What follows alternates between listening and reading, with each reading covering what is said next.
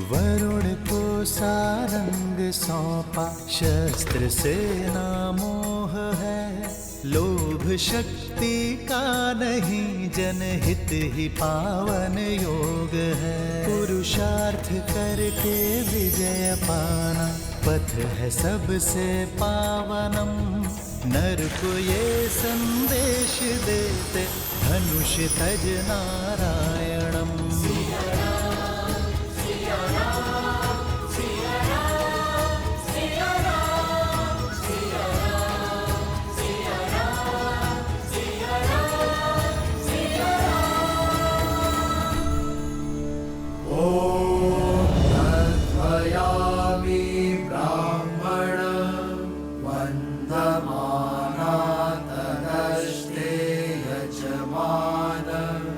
हविरभिः अहदमना वरुणेः प्रद्युरुषगमसमान आयुः प्रमुषेः। ॐ वरुणाय नमः। भैया, मिथिला कितनी सुंदर नगरी है ना। और आपको तो कुछ अधिक ही सुंदर लग रही होगी जब से स्वयंवर हुआ है तब से। अंतर है लक्ष्मण, पहले मिथिला मेरे लिए नगर था, पर अब घर हो गया है।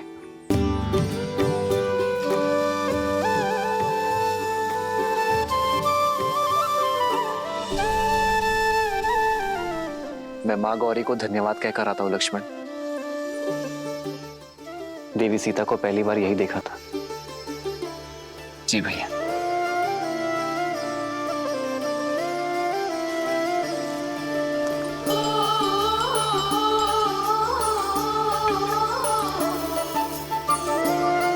माँ, आपने जो मुझे दिया वो मेरे लिए सर्वश्रेष्ठ था। वो दिया जो मेरे मन में था। आपको मन से धन्यवाद करने आई हूँ माँ। ये आपके आशीष का प्रताप है कि स्वयंवर में एक पल के लिए भी निराश नहीं हुई मैं। धन्यवाद माँ। मां का आशीष दोनों पर है, तो धन्यवाद देने एक ही क्यों आए।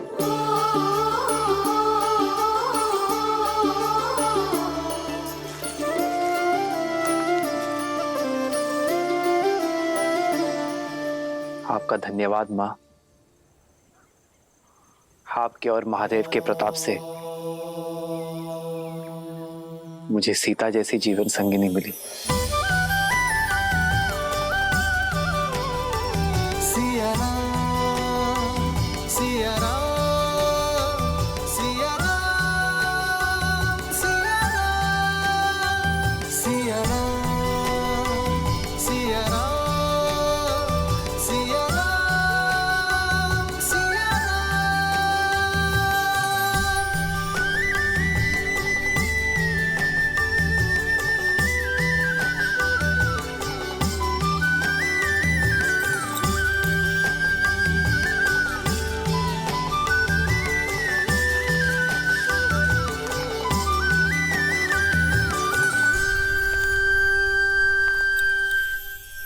आप मेरे चरण स्पर्श क्यों कर रही? देखिए, मैं वो नहीं हूं जो आप समझ रही। वो तो मेरे ज्येष्ठ भैया राम हैं जिन्होंने धनुष उठाया था। मैं तो उनका अनुज लक्ष्मण हूं। किसने कहा मैं आपके चरण स्पर्श कर रही हूँ? एक स्त्री केवल 3 लोगों के चरण स्पर्श करती है, अपने पिता के, अपने गुरु के और अपने पति के। और आप इनमें से कोई नहीं है, तो मैं आपके चरण क्यों स्पर्श करूंगी? वो तो मैं ये पुष्प उठा रही थी जो मेरी सीता दीदी को बहुत प्रिय है, और मुझे भी। क्षमा कीजिए, वो देवी, ऐसे भूमि में पड़े हुए पुष्प किसी को भेंट नहीं करने चाहिए। परंतु आप निराश मत होइए। मैं एक क्षण।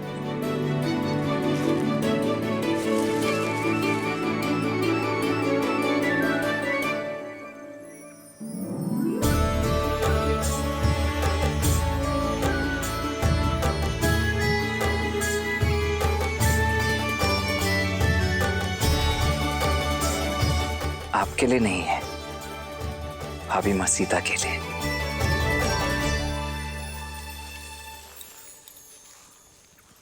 एक बात पूछ।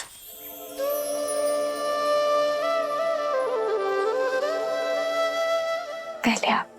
नहीं, स्त्री होने के नाते प्रथम अधिकार आपका है।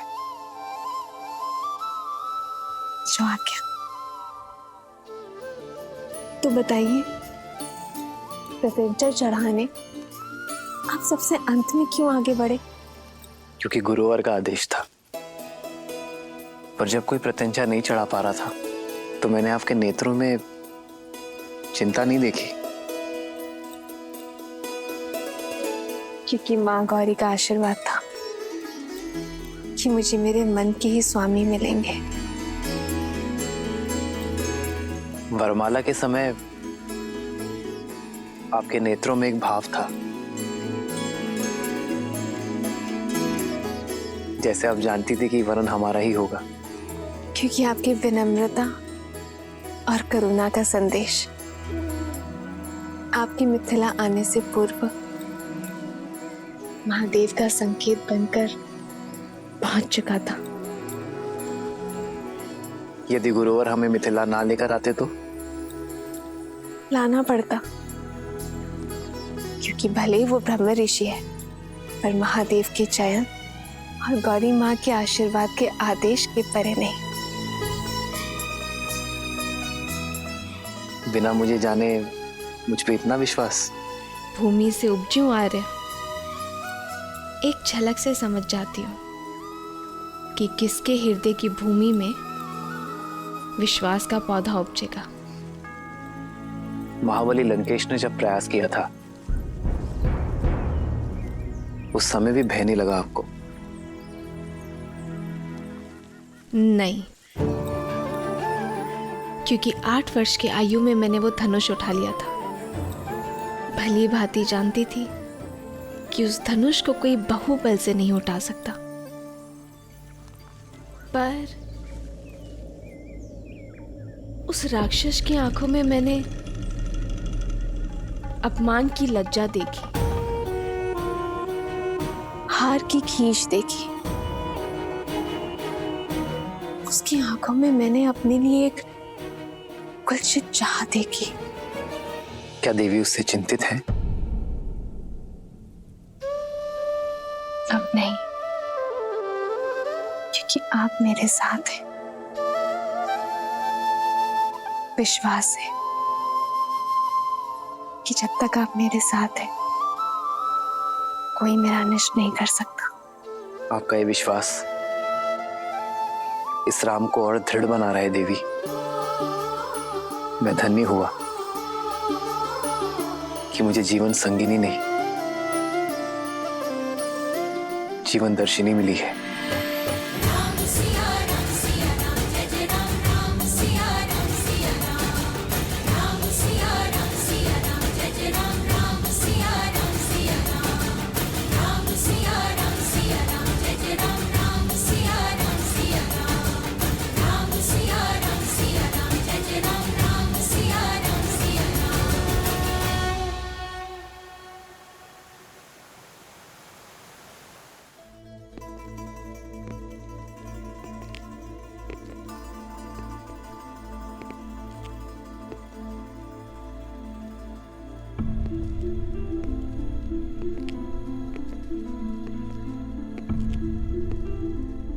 अंततः मेरी कामना पूरी हुई भैया। भगवान विष्णु की कृपा से आप सद्मार्ग की ओर बढ़ रहे हैं। अपने पापों के प्रायश्चित के लिए आपने जो संन्यास का निर्णय लिया है वो अति उत्तम है भैया।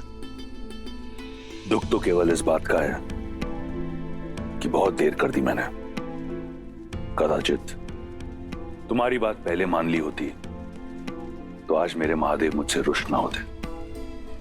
लंका को अब तुम जैसे सदाचारी राजा की आवश्यकता है। न्याय प्रियता से राज करना। भैया, यदि राज ही करना होता तो ब्रह्मदेव से संपूर्ण सृष्टि का राज्य मांग लेता, किंतु मुझे विष्णु भक्ति रहने दीजिए। और ये राज्य संभालने के लिए तो आपका महाप्रतापी पुत्र मेघनाथ है ना।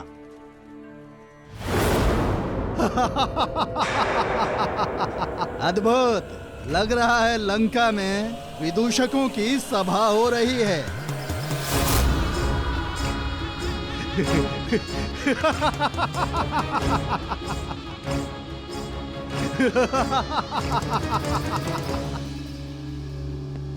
मुझे तो लगा था कि सिंहासन त्यागने की बात बोलकर इस भोली भाली शूर्पणखा को मूर्ख बनाया है, पर सत्य मेरे सामने है। कभी कल्पना भी नहीं की थी कि रावण को कभी सन्यासी वेश में देखूंगा। केवल वस्त्रों से नहीं, आत्मा से भी मैं संन्यास स्वीकार कर चुका हूं विद्युजीवा। इसलिए विभीषण को राजा बनाकर राज्य के साथ साथ तुम्हारी बुद्धि ने भी संन्यास ले लिया है रावण।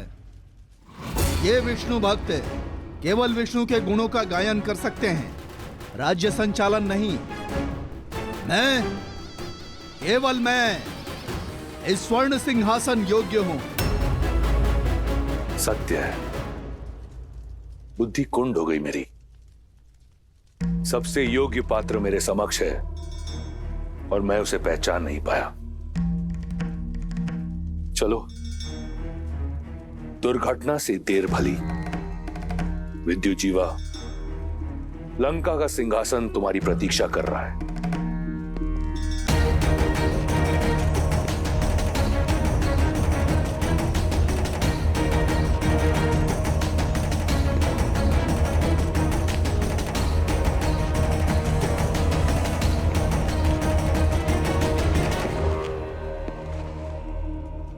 तुम मेरे साथ छल तो नहीं कर रहे ना रावण? एक सन्यासी पर ऐसा लांछन मेरे बहनोई।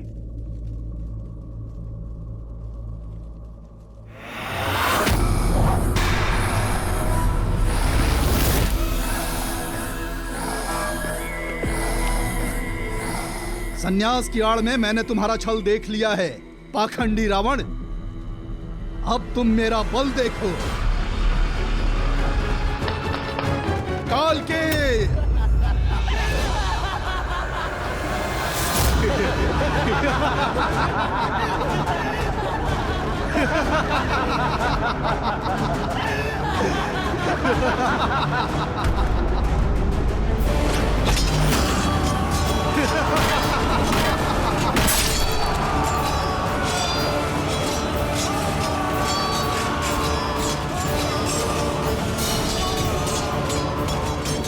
बंदी बना लो इसे। हमारे व्यूह में फंस गया है ये दशानन। लंका मेरी, व्यू मेरा, फंसे तुम सब हो विद्युजीवा। शनि जिसके चरणों का दास, उसका सिंहासन पाने की आस असंभव है विद्युजीवा। आज लंका की स्वर्ण आभा में तुम सबके रक्त की लाली की आभा होगी। हर हर महादेव।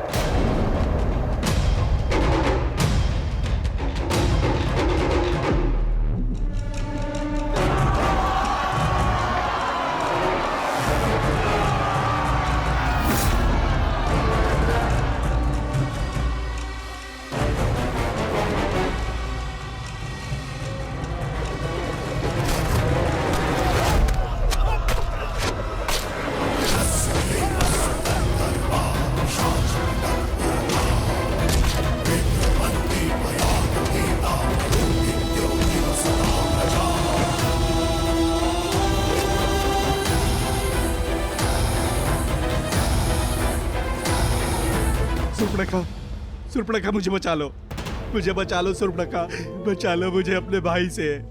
मैं तुम्हारा पति हूँ, तुम्हारे पुत्र का पिता हूँ। दया करो सुर्पणखा, दया करो। दशानन, मुझे क्षमा करो। रावण के शब्दकोश में द से दमन और दंड है, दया नहीं।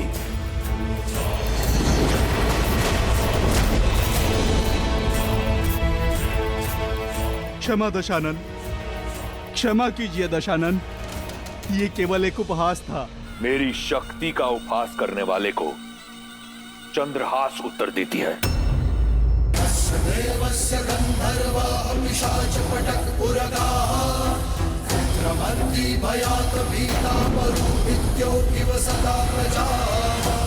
लंकेश, नहीं भला।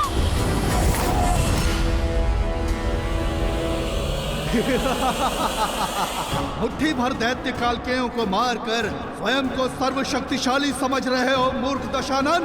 माया युद्ध के महारथी विद्युत जीवा से नहीं जीत सकते अब तुम। अपनी माया से जब चाहे पाताल लोक जाकर अनगिनत मायावी कालकेयों को ला सकता हूँ मैं। राक्षसों की रक्षा के लिए स्वयं रक्षम का नारा भूल जा, अपनी रक्षा की सोच।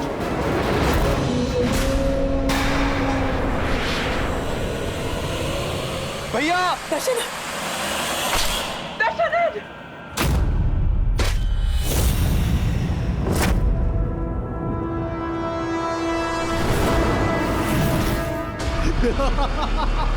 और सुर्पणखा, तुमने अपने पति से घात किया है, अपने पति को मरवाने की चेष्टा की, किंतु मैं अपना वचन अवश्य निभाऊंगा। तुम्हारे भाई को मारकर तुम्हें बनाऊंगा लंका की पटरानी। मैं चला पाताल लोक। पाताल में छुपो या रसातल में, तुम मुझसे बच नहीं पाओगे विद्युत जीवा। 10 लोगों के स्वामी का 11वां लक्ष्य होगा पाताल लोक। वहां जहां कहीं भी होगे तुम्हें ढूंढ कर निकालूंगा और फिर धीरे धीरे तुम्हारे प्राण हर लूंगा।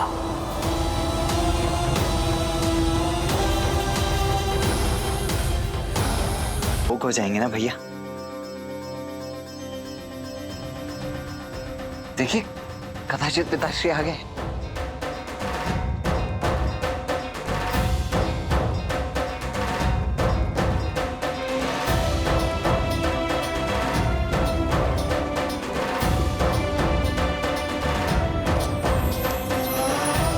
भरत,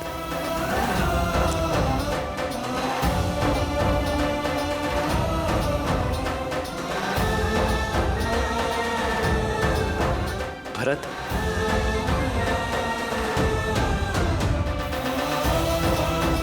लक्ष्मण,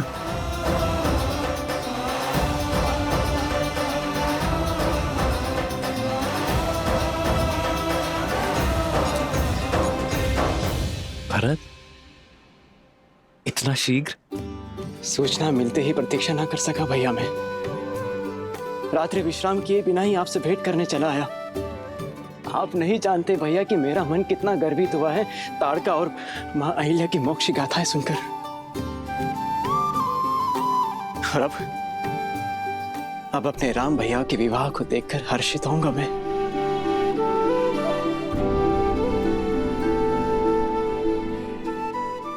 और मेरा मन तुम्हें देखकर हर्षित हो रहा है भरत। भैया,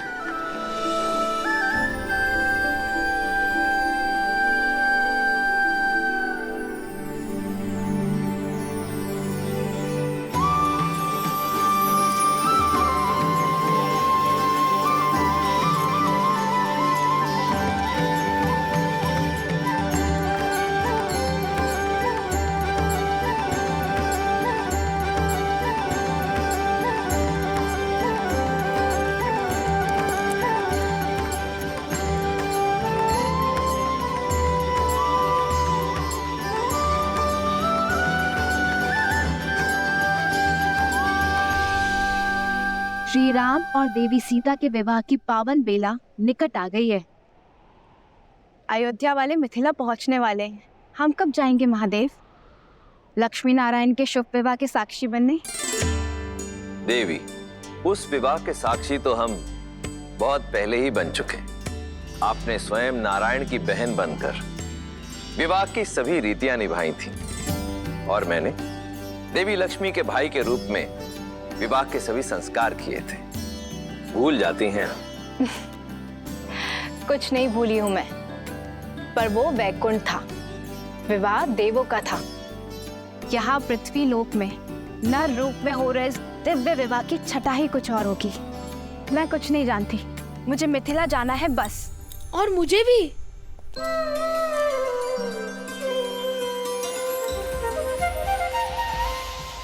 बड़े दिन हो गए भरपेट स्वादिष्ट भोजन नहीं खाया। कैसी बात करते हो गणेश? हर पूजा अनुष्ठान में सबसे पहला भोग तुम्हें ही तो लगाया जाता है। उसे भोजन कहते हैं आप? मेरी डाल भी गीली नहीं होती उससे। मनुष्य बड़े छली है माता, भोग का नाम लेकर तनिक सा मेरी सूंड पर लगाते हैं और प्रसाद कहकर स्वयं डकार जाते हैं। पर यहाँ विवाह में साक्षात मन चाहा मन भरकर खाने का अवसर मिलेगा ना? देवी, हमारे पुत्र का कथन सर्वथा उचित है। तो ठीक है, हम सब चलेंगे श्री राम और सीता के विवाह में, परंतु मनुष्य रूप में। हमें भी इस विवाह का साक्षी बनना है प्रभु।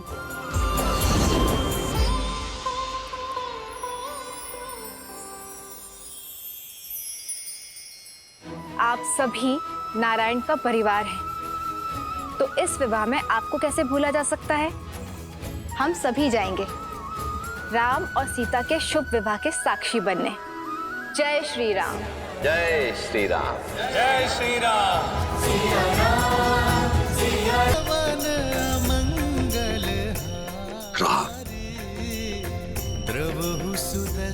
अयोध्या से जब विदा ली थी तो पुत्र तुम दशरथ नंदन थे, और आज तुमसे यहां भेंट हो रही है तो मैं राम का पिता हूं। इतने कम दिनों में मेरा पुत्र इतना बड़ा हो गया।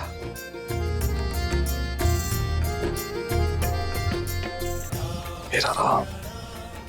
आपकी चरणों की धूल के स्पर्श से ही ये सामर्थ्य पा सका हूं पिताश्री। इनका स्पर्श मुझसे आप भी नहीं छीन सकते। रघुकुल रीत सदा चली आई, प्राण जाए पर वचन। पुत्र, तुम्हारा स्थान मेरे चरणों में नहीं, मेरे गले लग जाओ पुत्र। राम सिया राम सिया राम जय जय राम, राम सिया राम जय जय राम, राम सिया राम जय जय राम, राम सिया राम जय जय राम। प्रणाम पिताश्री। पुत्र लक्ष्मण, आयुष्मान बाबा।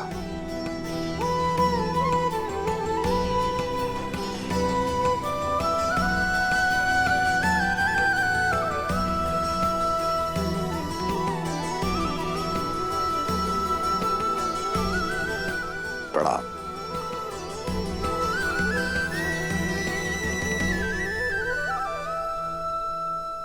भूलोक पर कोई माया या दिव्य प्रदर्शन नहीं, अन्यथा हमारा भांडा फूट जाएगा और मेरा भोग छूट जाएगा। अब वेश परिवर्तन करें।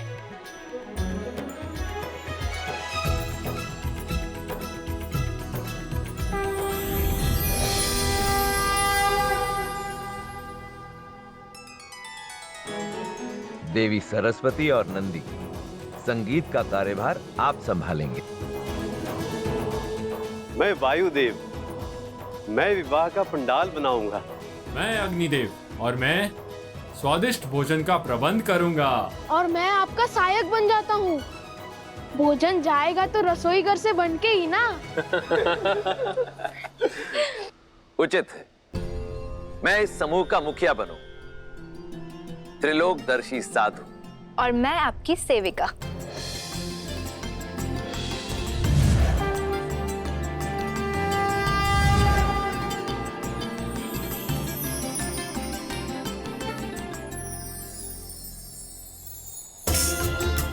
चलिए, प्रस्थान करने का समय हो गया।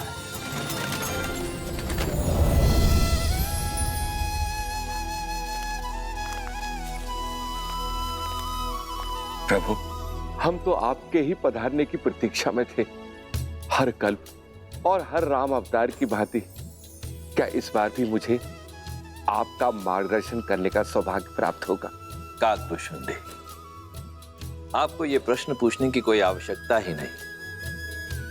क्योंकि जो स्वयं मेरे प्रभु श्री राम की कई जीवन लीलाओं का साक्षी बना, उनसे अच्छा मेरा मार्गदर्शन भला और कौन कर सकता है।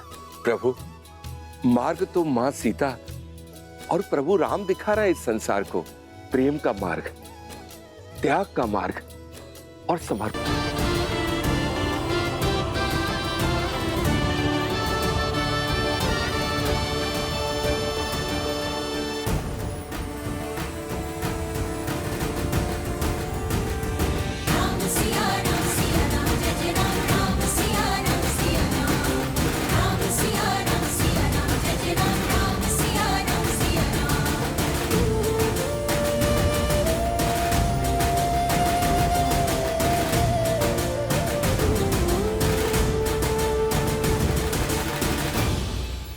अयोध्यापति महाराज दशरथ, यह है मेरी पुत्री सीता।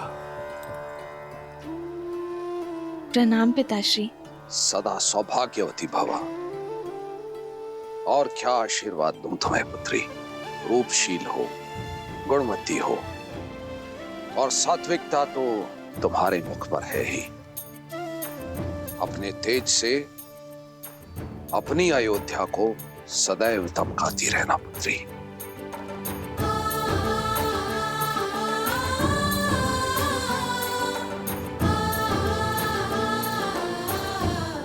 राम, तुमने गुरुओं से सीखी सारी योग्यता लगा दी है इस चैन में।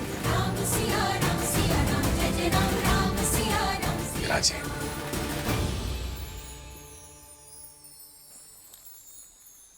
अयोध्यापति, अब मैं अपने परिवार से आपकी भेंट कराता हूं। सीता की माता से तो मिल ही चुके हैं आप। प्रणाम। ये मेरी छोटी पुत्री उर्मिला, ये मांडवी श्रुतकीर्ति। ये दोनों मेरे अनुज कुशाध्वज की पुत्रियां हैं।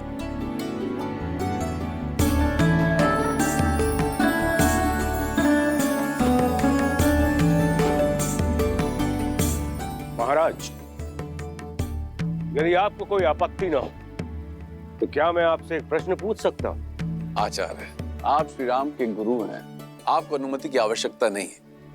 पूछिए, क्या पूछना चाहते हैं आप? महाराज, आपके कुल की पुत्रियां अनुपम तेज युक्त है, किंतु आपको कभी पुत्र प्राप्ति की इच्छा नहीं हुई?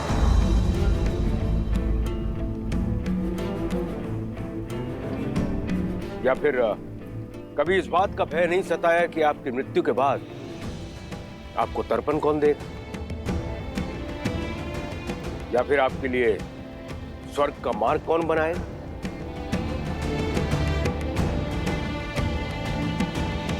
क्षमा चाहता हूं ऋषिवर, किंतु मैंने वेद, उपनिषद, स्मृतियों का गहन अध्ययन किया, किंतु कहीं भी ऐसा कोई उल्लेख नहीं है कि पुत्रियों का मान, उनका पद, उनके अधिकार किसी भी रूप में पुत्रों से कम या नीचे होते हैं। न मान में, न पद में, न ही अधिकार में। मेरी पुत्री सीता ने केवल मुझे ही नहीं अपितु मिथिला को भी एक नया जीवन दिया। बंजर भूमि में अमृत की बूंद बनकर उभरी मेरी पुत्री सीता। जिस पुत्री ने मिथिला को नरक से बचाया, उस पुत्री के होते मुझे स्वर्ग की क्या चिंता ऋषिवर। और सत्य तो यह है, सीता के जन्म के बाद मैंने मृत्यु और मृत्यु के बाद की चिंता करना बंद कर दिया है। अद्भुत, अद्भुत मिथिला नरेश। आज मुझे मेरे एक और प्रश्न का उत्तर मिल गया। किंतु महाराज, मैं ठहरा नास्तिक और लोगों का यह मानना है कि मुक्ति जो है पुत्र प्राप्ति के बाद ही होती है। कदाचित मेरे मुक्ति के मार्ग के लिए ही महादेव ने मुझे एक योग्य पुत्र दे दिया है, मेरा जमाता राम।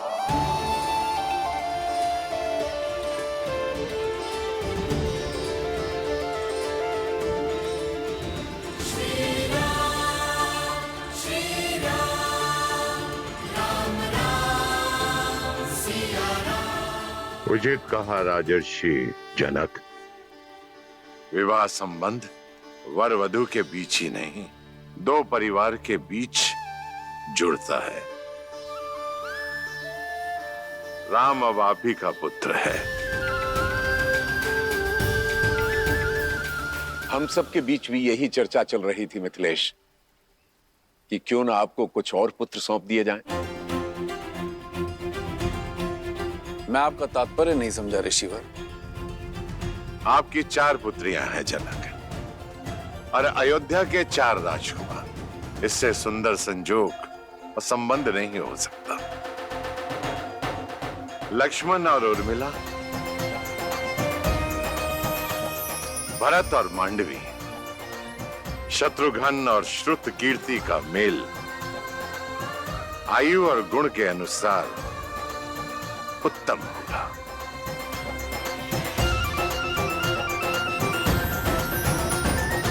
आपका क्या विचार है इस विषय में अयोध्यापति?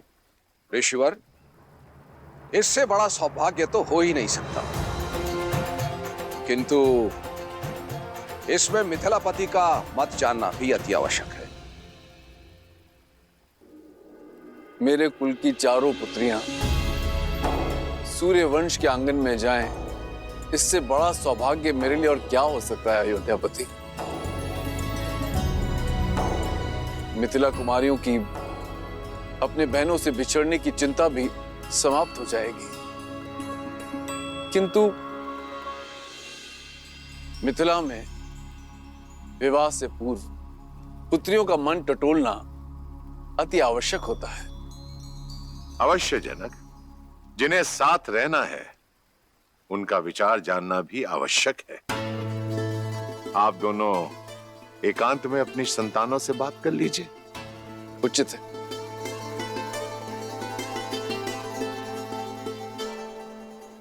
बोलो अनुज, प्रसन्न हो?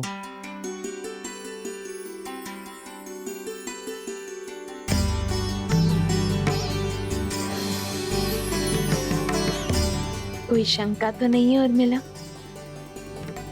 पूजा आपने की दीदी, और फल मुझे भी मिल गया।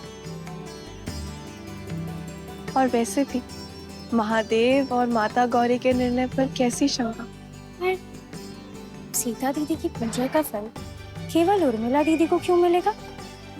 हमें भी तो मिलना चाहिए ना, क्यों मानवी दीदी? कितनी बार निवेदन करूंगा भाई, अयोध्या से संबंधी पधारे हैं। कुमारी जानकी के विवाह तक कोई भीतर नहीं जा सकता। आप लोग के भोजन का प्रबंध उधर उस पंडाल में किया गया है।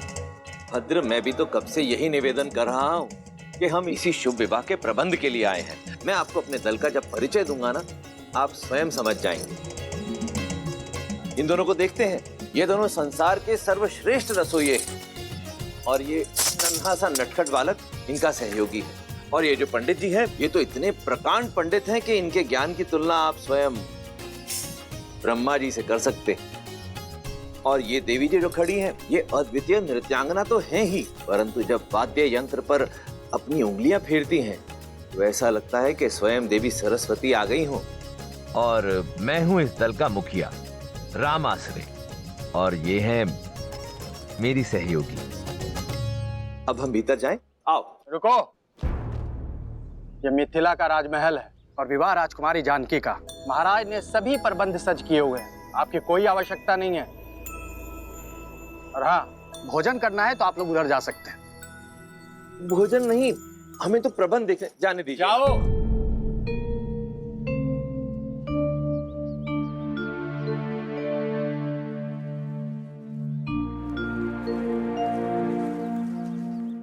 अब क्या करेंगे?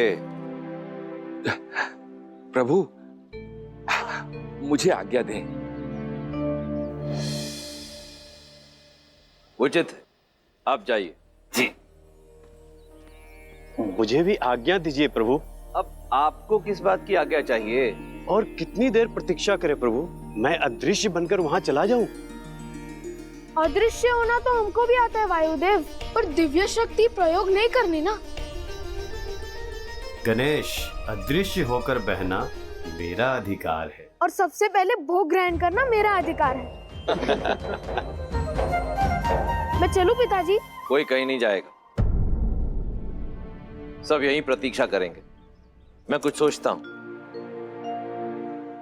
जो भी सोचना है शीघ्रता से सोचिए, भूख से मेरा पेट दर्द कर रहा है। मेरा भी भूख के मारे जान जा रही है।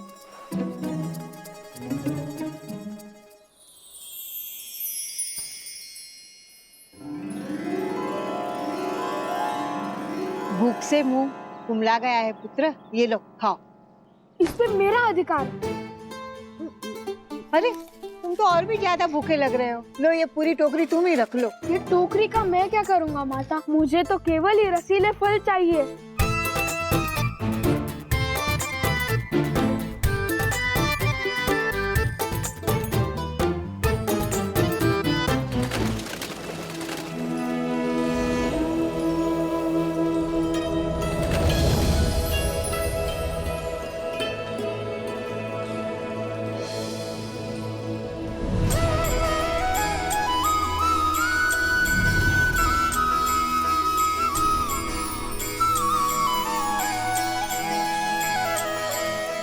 मिथिलापति,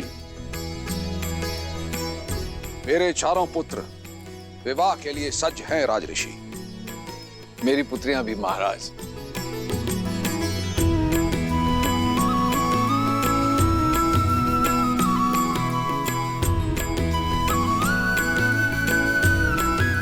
विराजी।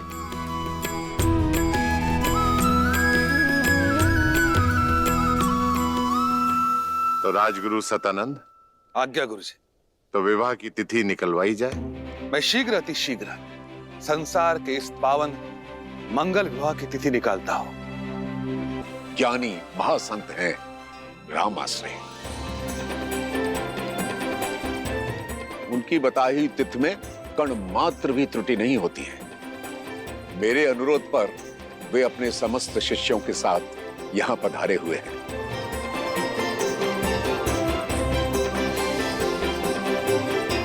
मैं देख सकता हूं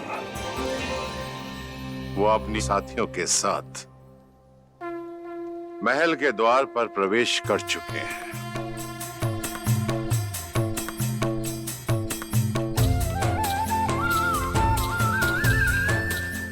अद्भुत दृश्य है, अद्भुत। राम के विवाह की तिथि राम आश्रय निश्चित करेंगे। राम, जाओ जाकर उन्हें ससम्मान अंदर ले आओ। जी आचार्य। पुत्री सीता, उनके साथ उनकी एक सेविका और कुछ साथी भी हैं। उनका तुम स्वागत करो, मंगलमय होगा। जो आगे।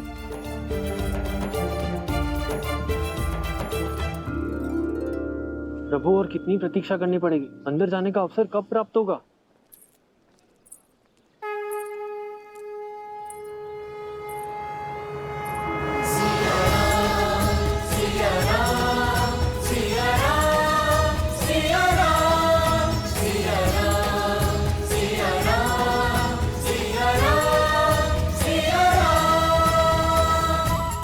हम सबकी प्रतीक्षा समाप्त,